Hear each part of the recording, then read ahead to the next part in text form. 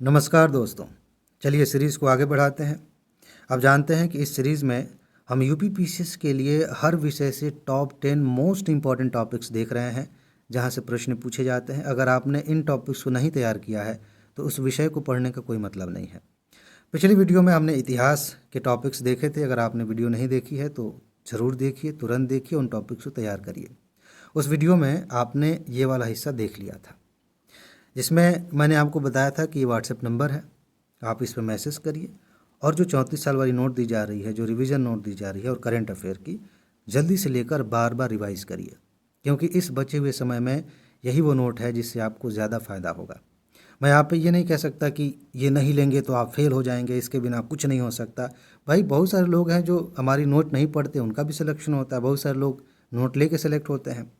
लेकिन मामला ये है ना कि अभी जो समय बचा हुआ है उसमें आपको ये देखना चाहिए कि हम कितना समय इन्वेस्ट कर रहे हैं पढ़ाई में और बदले में कितना मिल रहा है, और उस रेशियो के हिसाब से देखेंगे तो इस समय इससे बेहतरीन नोट्स आपको नहीं मिलेंगी, क्योंकि इस नोट को आप कुछ ही घंटे में बार बार रिवाइज कर सकते हैं और डायरेक्ट यहाँ से क्वेश्चन आते हैं। पिछली बार मैंने आपको 93 प्रश्नों के सबूत दिखाए हैं, इससे ज़्यादा कहने की कोई ज़रूरत ही नहीं है।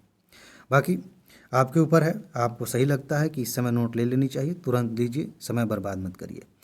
आगे बढ़ते हैं और आज हम डिस्कस करेंगे भूगोल के 10 टॉपिक्स। मैंने मिक्स कर दिया भारत के भूगोल और विश्व के भूगोल को, ठीक है। देखिए, जो पहला टॉपिक है यूपीपीसीएस का फेवरेट, यूपीएससी का भी फेवरेट है, प्रमुख नदियां और उनकी सहायक नदियां। भारत के संदर्भ में ज़्यादा देखिएगा इसको। आप जानते हैं कि नॉर्मली भूगोल को पढ़ते समय हम नदियों को दो भागों में बांट देते हैं भौगोलिक दृष्टिकोण से, कि उत्तर भारत की नदियाँ जिनको हम हिमालयी नदियाँ कहते हैं, दक्षिण भारत की नदियाँ जिनको हम प्रायद्वीपीय नदियाँ कहते हैं।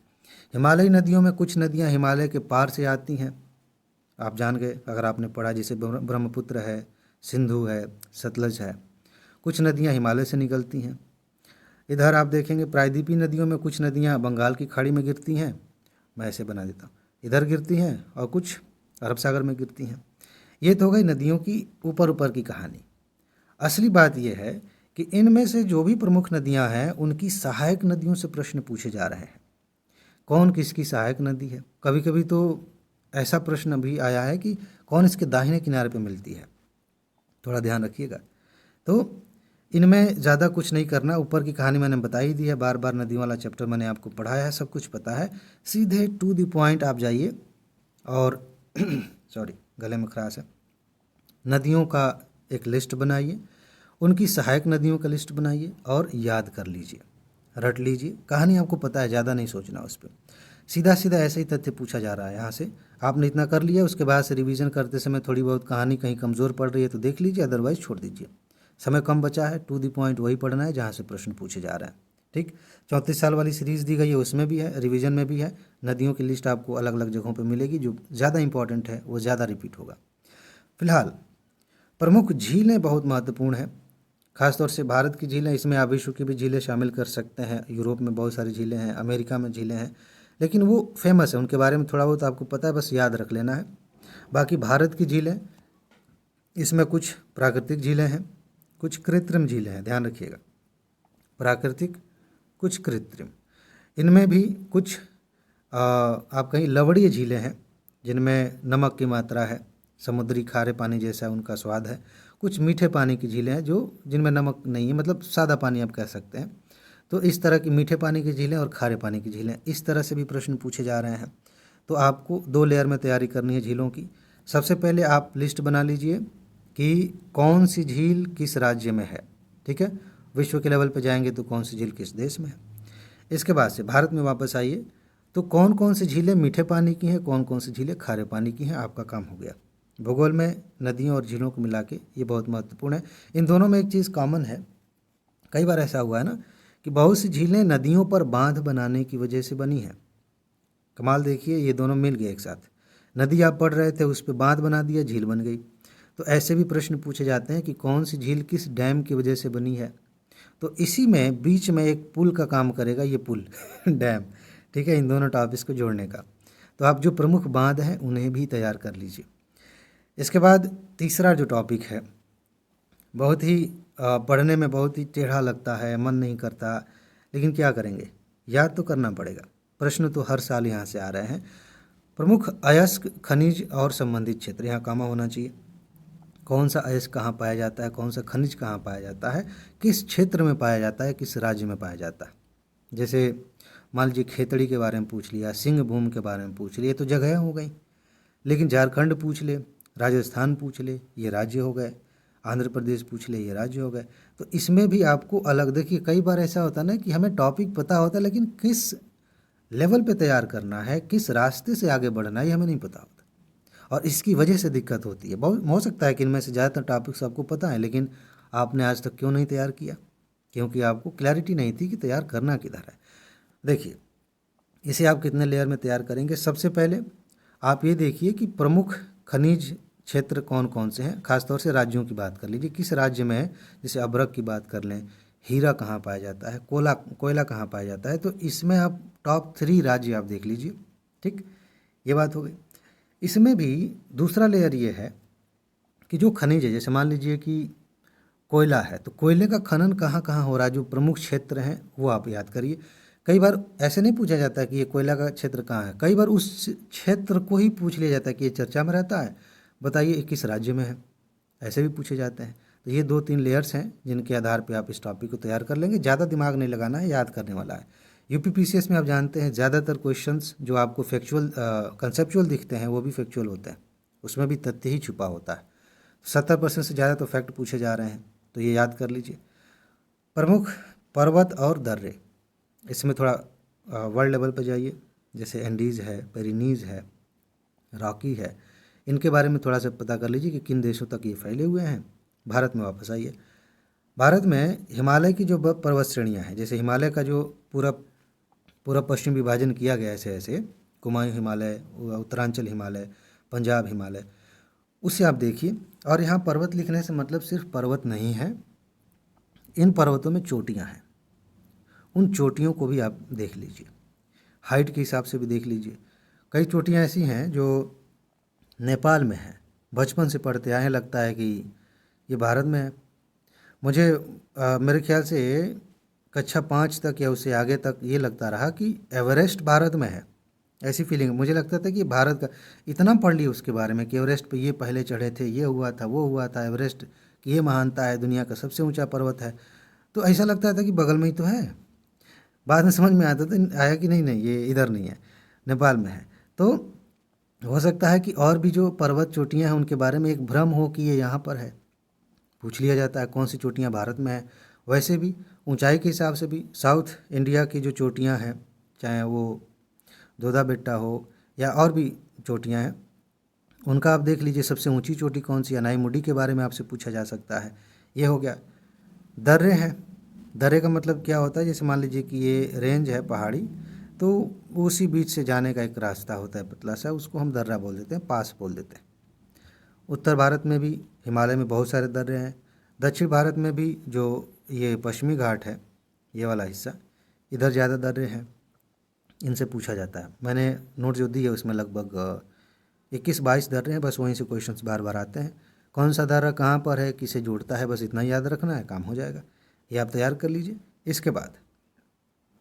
इसके बाद है मृदा, सॉइल, बहुत महत्वपूर्ण है यूपीएससी के लिए भी, पीसीएस के लिए भी। पढ़ना क्या है, ध्यान दीजिए। मिट्टी के बारे में पढ़ रहे हैं, सिर्फ 2 मृदाओं के बारे में आपने पढ़ लिया तो समझ लीजिए कि आपने वैसे ही पढ़ ही लिया है, बाकी तो बस ऐसे सपोर्टिंग रोल में है। सबसे पहले नंबर पर काली मिट्टी। काली मिट्टी कहाँ पाई जाती है, इसकी क्या विशेषता है, इसमें कौन से तत्व पाए जाते हैं, इनमें कौन सी फसल उगाई जाती है, इसके उपनाम क्या है, यही पूछा जाता है। दूसरे नंबर पर है लेटराइट मिट्टी। सेम चीज़ यहाँ पर छाप दीजिए। लेटराइट मिट्टी कहाँ पाई जाती है, इसकी क्या विशेषताएं हैं, कौन सी फसलें उगाई जाती हैं, ये तो आपने तैयार कर लिया। उसके बाद लाल मिट्टी, जलोढ़ मिट्टी, लवड़ी मिट्टी, इन सबको पढ़िएगा। लेकिन ये 2 मृदाएं, लाल मिट्टी, लेटराइट और काली मिट्टी, इनके बारे में सबसे ज़्यादा पढ़ना है। और मैंने अभी बताया कि इनमें कौन सी फसलें उगाई जाती हैं, वहाँ से भी, जैसे कपास की खेती के लिए उपयुक्त मिट्टी कौन सी है, काजू की खेती के लिए उपयुक्त मिट्टी कैसी, ऐसे पूछ लिया जाता है, पढ़ना पड़ेगा। ठीक है, ये तैयार करिए। छोटा सा चैप्टर है लेकिन महत्वपूर्ण है, यहाँ से क्वेश्चन आते हैं। इसके बाद से अब विश्व के भूगोल में आप देखें तो बहुत सारी जल संधियाँ हैं। खास तौर से आप भारत के आसपास देखिए। चलिए मैं आपको बताता हूँ। यहाँ कोई जल संधि है, आपको पता है, गेस करिए। इधर मान लीजिए कि ये अरब है, यहाँ कोई जल संधि होगी, यहाँ कोई जल संधि होगी। अब मैप में आप देखें, यहाँ कोई जल संधि होगी, नहीं समझ में आ रहा है। मैं पाक जल संधि कहूँ, मैं हुर्मुज जल संधि कहूँ, मैं मलक्का जल संधि कहूँ, कुछ ध्यान में आ रहा है? ऐसे नहीं ध्यान में आएगा। मैप देखिए, जल संधियाँ देखिए, वो कहाँ पर लोकेटेड हैं और उनका जो मार्ग है, किन देशों को अलग करने वाली जल संधियाँ हैं, किन जल निकायों को जोड़ने वाली जल संधियाँ हैं, ये आप देख लीजिए, आपका काम हो जाएगा। रेगिस्तान जैसे गोबी मरुस्थल कहाँ है, आटाकामा कहाँ है, थार कहाँ है, मिलान करने के लिए पूछ लिया जाता है। किस देश में है, सीधा सीधा ऐसे भी पूछ लिया जाता है। सहारा कहाँ है, ऐसे सहारा के बारे में तो अब कम पूछा जाता है, सबको पता है। लेकिन ऐसा नहीं है कि इंपॉर्टेंट नहीं, उसी में से अलग एंगल निकाल दिया जाए कि सहारा का विस्तार किस हिस्से में है अफ्रीका के, बताइए, पूछा जाता है। घास के मैदान आपसे पूछ लिए जाते हैं, दो तरह के, एक उपोष्ण कटिबंधीय और एक शीतोष्ण कटिबंधीय। दोनों में थोड़ा सा अंतर है। उपोष्ण का मतलब है कि भाई थोड़ी सी गर्मी है वहाँ पर, ठीक है। उष्ण कटिबंधीय जैसा गर्मी नहीं है, लेकिन एकदम शीत जैसा भी नहीं है, तो उपोष्ण कटिबंधीय हो जाएगा, जैसे वेल्ड है। शीतोष्ण कटिबंधीय है जहाँ पर ठंडी ज़्यादा रहती है, कभी कभी हो सकता है कि बर्फ़ भी जम जाए जाड़े में, प्रेरी वगैरह। तो ये दो कैटेगरीज बनाकर घास के मैदान आप याद कर लीजिए, ठीक है। उसके बाद 7वां टॉपिक जो आपके लिए बहुत महत्वपूर्ण है, चर्चित देश और उनकी सीमाएं। यहाँ से हर साल एक प्रश्न आपको दिख जाएगा, ये करंट अफेयर का है।